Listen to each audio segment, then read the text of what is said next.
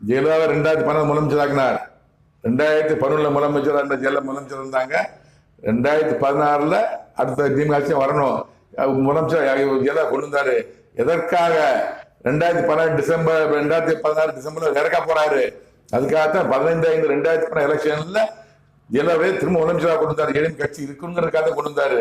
ஏன்னா எலெக்ஷன் முன்னாடி ஜெயலலிதா இறந்துட்டாருன்னா கட்சி சிதறி போயிடும். அதனால ஜெயலலிதா முதலமைச்சர் கொண்டு வந்து 15 முதலமைச்சர் வர்றாரு, 5/12 இறந்துடுறாரு. சரிங்களா? அப்பவே சொல்லிட்டாரு. அடுத்த முதலமைச்சர் மு.க. ஸ்டாலின் சொல்லிட்டாரு. எடப்பாடி பழனிசாமி முதலமைச்சர் இருக்கும்போது சொல்லிட்டாரு. அடுத்த முதலமைச்சர் மு.க. ஸ்டாலின் சொல்லிட்டாரு. எடப்பாடி பழனிசாமி நல்ல ஆட்சி செய்யல, மு.க. ஆட்சி செய்யல, அதை வேதனைப்படுறாரு. யாரெல்லாம் வைக்கலாம்னு யோசிக்கிறாரு.